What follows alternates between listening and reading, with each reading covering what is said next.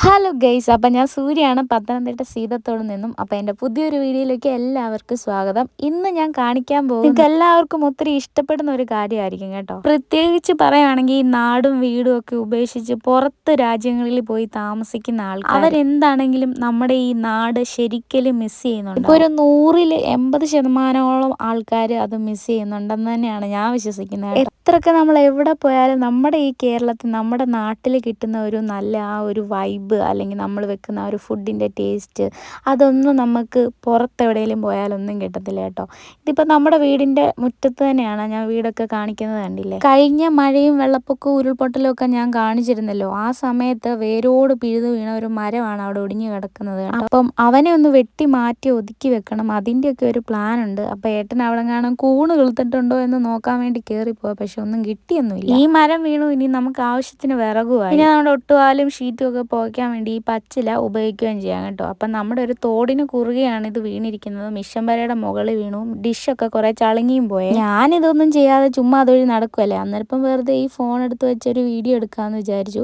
അന്നേരം ഞാൻ എന്നോട് പറഞ്ഞു, ഇവിടെ വലിയൊരു വെള്ളച്ചാട്ടം ഉണ്ടല്ലോ. ഞാനിങ്ങനെ വന്നതിന് ശേഷം ഇങ്ങനെ വലിയ മഴയത്ത് ഈ തോടൊന്നും അങ്ങനെ കണ്ടിട്ടില്ല. കാരണം കഴിഞ്ഞ പ്രാവശ്യം ഇവിടെ ഈ മഴ പെയ്യുമ്പോഴൊക്കെ ഈ മരങ്ങളൊക്കെ വീണ് ഇത് മൂടി കിടക്കുമായിരുന്നേ. അപ്പം അതൊക്കെ വെട്ടി മാറ്റി കഴിഞ്ഞപ്പോൾ അവിടെ വലിയൊരു തോട്, അത് നല്ല രസമുണ്ട് കാണാൻ വേണ്ടി. അപ്പോൾ എനിക്ക് എന്താ അഭിമാനത്തോട് പറയാം, എൻ്റെ അവിടെ സീതത്തോട് വീട്ടിലും തോടുണ്ട്, ചിറ്റാറ് വീട്ടിലും തോടുണ്ട്. തോടെന്നല്ല പറയേണ്ടത്, ചെറിയ വെള്ളച്ചാട്ടം ഞങ്ങൾക്ക് സ്വന്തമായിട്ടുണ്ട് എന്ന് വേണമെങ്കിൽ പറയാം. ഞാനപ്പോൾ ഏട്ടനോട് ചോദിച്ചു, നമുക്ക് ആ തോടൊന്ന് വൃത്തിയാക്കി വലിയൊരു വെള്ളച്ചാട്ടമാക്കി മാറ്റിയാലോ എന്ന്. അപ്പം പറഞ്ഞാൽ നോക്കട്ടെ, ഇതൊക്കെ ഒന്ന് വെട്ടി മാറ്റിയിട്ട് എന്തെങ്കിലും പറ്റുമെങ്കിൽ ചെയ്തു തരാമെന്നൊക്കെ സാറ് പറഞ്ഞു. നമുക്ക് കാണുമ്പോൾ ചെറുതായിട്ട് വെട്ടുന്നതാണെന്ന് തോന്നുന്നു കേട്ടോ, നല്ല ഫോഴ്സിലാണ് വെട്ടുന്നത്. അങ്ങനെ കുറേ വിറകൊക്കെ ആക്കി മാറ്റിയിട്ട് ഫുള്ള് വെട്ടാൻ പറ്റത്തില്ല, നല്ല വലിയ തടിയല്ലേ. മരം മുറിക്കുന്ന ആ വലിയ മിഷനൊക്കെ ഉണ്ടെങ്കിൽ നമുക്ക് ഈ വലിയ തടി മുറിച്ച് മാറ്റിയിടാൻ പറ്റത്തുള്ളൂ കേട്ടോ. അപ്പോൾ ചെറിയ ഇതുപോലത്തെ തടികളൊക്കെ നമുക്ക് മാറ്റി വെട്ടി ഒതുക്കിയിടാം എന്ന് മാത്രം. അങ്ങനെ അതൊക്കെ വെട്ടി മാറ്റി ഞങ്ങളുടെ ആ ഒഴുക്കൊന്ന് ശരിയാക്കിയെടുക്കാം. അങ്ങനെ കറങ്ങി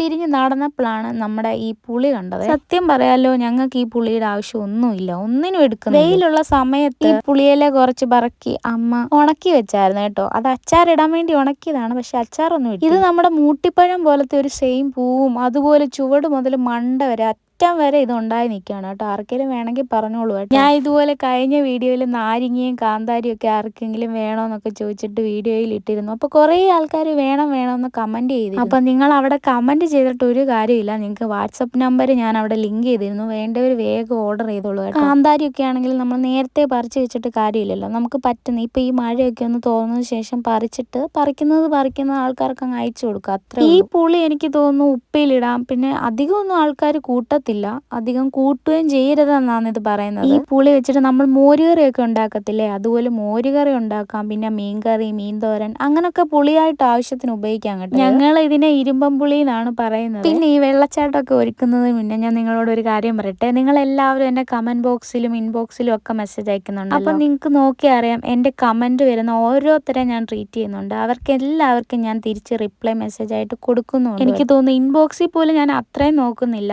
പക്ഷെങ്കിൽ കമന്റ് വരുന്നത് ഫുൾ ക്ലിയർ ചെയ്ത് ഞാൻ വിടാറുണ്ട്. കണ്ടോ, ആ മരം വീണിട്ട് മിഷനൊക്കെ വെച്ചിരുന്ന അവിടെയൊക്കെ മിഷൻ്റെ ആ പകുതി വശത്തോട്ടാണ് വീണത്. അപ്പം ഡിഷൊക്കെ കുറച്ച് ചളിങ്ങിയൊക്കെ പോയിരുന്നു കേട്ടോ. ഇതാണ് ഇഞ്ചമുള്ളെന്ന് പറയും ഞങ്ങളുടെ ഇവിടെ. ഇത് മിക്ക കാടുകളിലും ഉണ്ട് ഈ ഇഞ്ചമുള്ള. ഇതിൻ്റെ തൊലിയാണ് നമ്മൾ ഈ പിള്ളേരെ കുളിപ്പിക്കാനൊക്കെ ഇതിൻ്റെ തൊലിയാണ് നമ്മൾ യൂസ് ചെയ്യുന്നത്. ഇപ്പം നമ്മൾ കോന്നി, അടവി ആ സെഷനിലൊക്കെ പോവുകയാണെങ്കിൽ അവിടെ അമ്മമാരൊക്കെ ഇരുന്ന് ഇതിൻ്റെ ഒരു സീസൺ സമയമാകുമ്പോൾ അതിൻ്റെ തൊലി ഇളക്കിയെടുക്കും. പണ്ട് ഞങ്ങളുടെ വീട്ടിൽ ഇത് ഇളക്കിയെടുത്തിട്ട് ഞങ്ങൾ ഇത് വെച്ച് കുളിക്കുമായിരുന്നു. ഇപ്പം എനിക്ക് തോന്നുന്നു അതിൻ്റെ മൂത്ത കമ്പാണ് ഉപയോഗിക്കുന്നത്. ഇപ്പം അത് പാകമായിട്ടുള്ള ഒരു ഇതല്ല. നിങ്ങളെല്ലാവരും എനിക്ക് ഫേസ്ബുക്കിലാണെങ്കിലും ഇൻസ്റ്റഗ്രാമിലാണെങ്കിലും യൂട്യൂബിലാണെങ്കിലും തന്ന ആ ഒരു സപ്പോർട്ടിൽ ഞാൻ ഒത്തിരി ഹാപ്പിയാണ് കേട്ടോ. കാരണം 4 ലക്ഷം പേരോളൊക്കെ എൻ്റെ വീഡിയോ കണ്ടു, സപ്പോർട്ട് ചെയ്തു. എന്തൊരു പ്രതിസന്ധികൾ വന്നാലും നിങ്ങളൊക്കെ കൂടെ ഉണ്ടെന്നൊരു ചെറിയ തോന്നലെങ്കിലും നിങ്ങൾ ഉണ്ടാക്കി തന്നു. അതൊക്കെയാണ് വലിയൊരു നേട്ടമെന്ന് എനിക്ക് തോന്നുന്നത്. ചിലപ്പോൾ ഈ സപ്പോർട്ടും കരുതലുകളും ഒന്നും നമ്മുടെ സ്വന്തക്കാരിൽ നിന്ന് പോലും നമുക്ക് കിട്ടത്തില്ല. കിട്ടത്തില്ല. പക്ഷേ അതിലുപരിയാണ് നിങ്ങളിൽ നിന്ന് എനിക്ക് കിട്ടിയത്. ഈ ഒരു വീഡിയോയിലും ഞാൻ ഇതൊക്കെ ഷെയർ ചെയ്യാനുള്ള കാരണം എനിക്ക് അത്രയും സന്തോഷമൊക്കെ ആയതുകൊണ്ടാണ് നിങ്ങളുടെ ഓരോ കമൻസും ഞാൻ തിരിച്ച് റിപ്ലൈ തരുന്നത്. നിങ്ങളെ ഒന്നും ഞാൻ നേരിട്ട് കണ്ടിട്ടില്ല, ജസ്റ്റ് ഈ ഒരു കമൻറ്റിൽ കൂടെ നിങ്ങൾ എൻ്റെ വീഡിയോ കണ്ട് അങ്ങനെയാണ് നിങ്ങൾ എൻ്റെ ഒരു ഫ്രണ്ട്സ് ആകുന്നത്. പക്ഷേ നമ്മൾ എത്രത്തോളം ആൾക്കാരെ കാണുന്നു, നേരിട്ട് കാണുന്നു, ബന്ധുക്കാർ, പക്ഷെ അവരൊന്നും ഇങ്ങനെ സപ്പോർട്ട് ചെയ്തില്ല. ഒന്ന് നേരിൽ കണ്ടാൽ പോലും നമ്മളെ ഇങ്ങനെ ഒന്ന് ആശ്വസിപ്പിക്കാൻ വരാറില്ല. അതിനിപ്പോൾ ഞാൻ എത്ര താങ്ക്സ് പറഞ്ഞാലും ഒന്നും ആവില്ല എന്ന് എനിക്കറിയാം. അപ്പോൾ അതൊക്കെ പോട്ടെ, നമുക്ക് ഇതുവഴി ഒന്ന് നമ്മുടെ മുകളിലൊരു തോടുണ്ട്. ഈ വെള്ളം വരുന്നതിന് മുകളിലൊരു തോടുണ്ടാവും. കഴിഞ്ഞ തവണ വീട്ടിലത്തെ ആണെങ്കിലും ഞാൻ ആ മുകൾ വശം കൊണ്ട് കാണിച്ചു. ഇവിടെ എനിക്ക് പോകാൻ പറ്റുമോ എന്നൊന്നും അറിയത്തില്ല, നല്ല തെറ്റലുണ്ട്. കാരണം ആ റോഡിൽ നിറച്ചും പായലാണ്, അതുകൊണ്ട് പോകാൻ പറ്റുമെന്നും അറിയത്തില്ല. ഏട്ടൻ താഴെ നിൽപ്പുണ്ട്.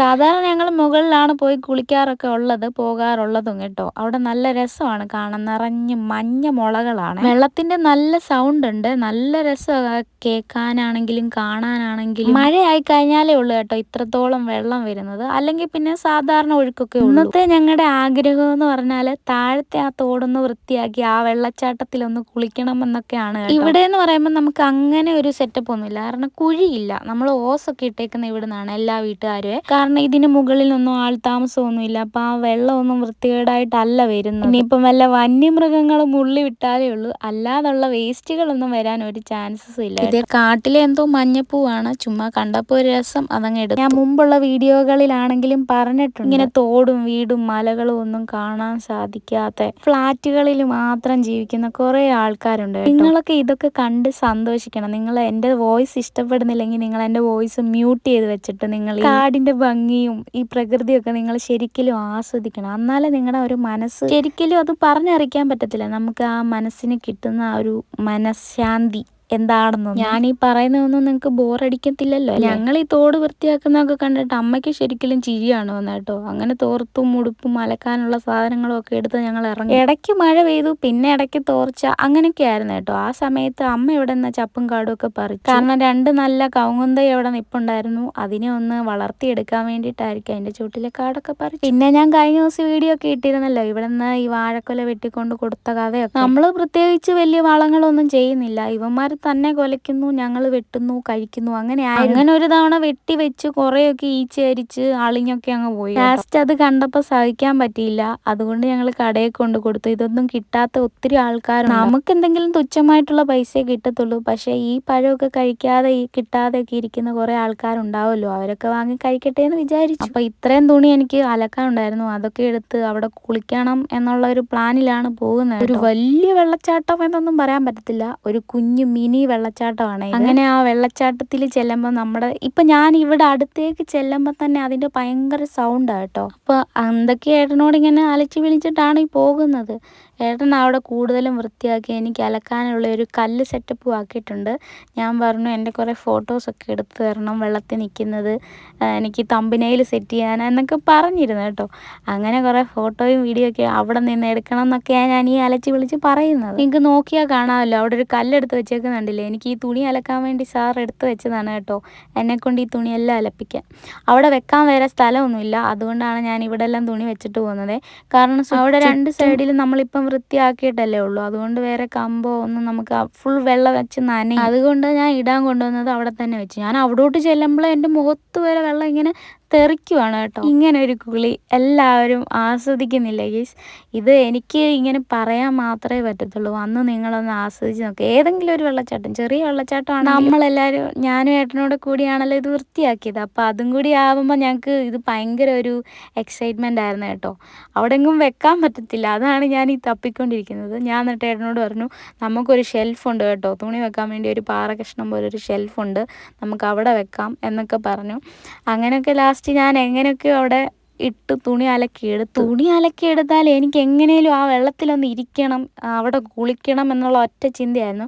പക്ഷേ ആദ്യമേ നമ്മൾ വെള്ളത്തിൽ കുളിച്ചു കഴിഞ്ഞാൽ വീഡിയോ എടുക്കുന്നതും നിങ്ങളോട് ഈ സംസാരിക്കുന്നതും ഒക്കെ ഫ്ലോപ്പായി പോകത്തില്ലേ, അതുകൊണ്ടാണ് ആദ്യം തന്നെ കുളിക്കാഞ്ഞത്. പിന്നെ കൺട്രോൾ ചെയ്തു ഗൈസ്, അത്രേ ഉള്ളൂ. പിന്നെ നിങ്ങൾ ഈ വീഡിയോ കാണുന്നവരൊക്കെ എന്നെ സപ്പോർട്ട് ചെയ്യുന്നവരാണ്, കമൻറ്റ് ചെയ്യണം കേട്ടോ. മോശം പറഞ്ഞല്ല, നല്ലത് പറഞ്ഞ് എന്തെങ്കിലും വീഡിയോയിൽ ഞാൻ മാറ്റങ്ങൾ വരുത്തണോ അങ്ങനെയുള്ള കാര്യങ്ങൾ നിങ്ങൾക്ക് അഭിപ്രായമായിട്ട് ഇവിടെ രേഖപ്പെടുത്താം. എത്താൻ. അതിൽ നിങ്ങൾ പേടിക്കുകയൊന്നും വേണ്ട. പിന്നെ മോശം കമൻസ് ഒന്നും ഞാൻ ഒട്ടും സ്വീകരിക്കുന്നില്ല. അതിന് ഞാൻ റിപ്ലൈ കൊടുക്കാനും താല്പര്യപ്പെടുന്നില്ല. അവസാനം ഞാൻ ഇറങ്ങി കുളിച്ചു ഗൈസ്. എന്തോ തണുപ്പായിരുന്നറിയോ. ഇത് ശരിക്കും കാട്ടിൽ നിന്ന് ഒഴുകി വരുന്ന വെള്ളമല്ലേ, അതുകൊണ്ട് നല്ല തണുപ്പാണ്. ശരിക്കും നമുക്ക് അറിയത്തില്ല ഇതിന്റെ ഉത്ഭവം എവിടെ നിന്നാണ് എന്താണെന്നൊന്നും നമുക്കറിയത്തില്ല. തല അങ്ങ് ഒരുപാട് നനയ്ക്കാനും ഒരു പേടിയുണ്ടായിരുന്നു. കാരണം വലിയൊരു പനി കഴിഞ്ഞ് ഇറങ്ങിയതേ ഉള്ളൂ, അതുകൊണ്ട് പേടിയുണ്ട്. നമ്മൾ ഈ ബാത്റൂമിൽ ഷവറിൽ കുളിക്കുന്നതിന്റെ ഒന്നും അല്ല, ഇതൊക്കെയാണ് ഗൈസ് നാച്ചുറൽ ഷവർ. ഞങ്ങൾ ആ നിമിഷം ശരിക്കും അങ്ങ് ആസ്വദിച്ച് കുളിച്ചു. ഞാൻ അലക്കി വാടെ പോകുന്നു കേട്ടോ, പിഴിഞ്ഞതൊക്കെ ഏട്ടനാണ്. അപ്പം ഇതൊക്കെ കണ്ട് നിങ്ങൾ വിഷമിക്കണ്ട, നിങ്ങളെ ഒരു ദിവസം ഞാൻ ഇവിടെ എത്തിക്കും. പക്ഷെ ഈ വെള്ളച്ചാട്ടം അധികം നിൽക്കത്തില്ല, കാരണം വലിയൊരു വെയിൽ വന്നാൽ അപ്പം തന്നെ വറ്റിപ്പോകും. ഞാൻ ആ വെള്ളത്തിൽ ഇങ്ങനെ ഇരുന്നപ്പോഴുണ്ടല്ലോ, നമ്മുടെ പുറമൊക്കെ ആരാണ്ട് കൈ വെച്ച് മസാജ് ചെയ്യുന്ന പോലെ ആയിരുന്നേ. കാരണം അത്രയും ഫോഴ്സിലാണ് വെള്ളം വീഴുന്നത്. അപ്പം ഞാൻ വിചാരിക്കുമായിരുന്നു നമ്മുടെ ഈ ഉരുൾപൊട്ടലിലൊക്കെ ആൾക്കാർ ഒലിച്ചു പോയി അങ്ങനെയൊക്കെ പ്രശ്നങ്ങളുണ്ടാവും, എന്തൊരു ഫോഴ്സ് ആയിരിക്കും നേരിട്ടിട്ടുള്ളത്. അപ്പം അങ്ങനെ വെള്ളത്തിൻ്റെ മസാജൊക്കെ കഴിഞ്ഞാൽ ഞങ്ങൾക്ക് ഭയങ്കര വിശപ്പായി കേട്ടോ. കുറേ നേരം എന്ന് പറഞ്ഞാൽ കുറേ നേരം ഞങ്ങൾ വെള്ളത്തിൽ. ഇന്നത്തെ കാഴ്ചകൾ ഇത്രയേ ഉള്ളൂ. Bye guys.